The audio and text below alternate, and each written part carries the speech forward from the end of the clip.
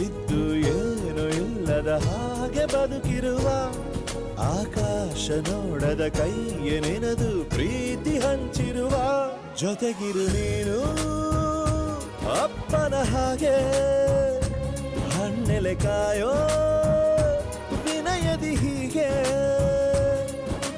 ನಿನ್ನನು ಪಡೆದ ನಾವು ಪುನೀತ ಬಾಳು ನಗು ನಗುತ್ತಾ ಬೊಂಬೆ ಹೇಳುತ್ತೈತೆ ಮತ್ತೆ ಹೇಳುತ್ತೈತೆ ನೀನೇ ರಾಜಕುಮಾರ.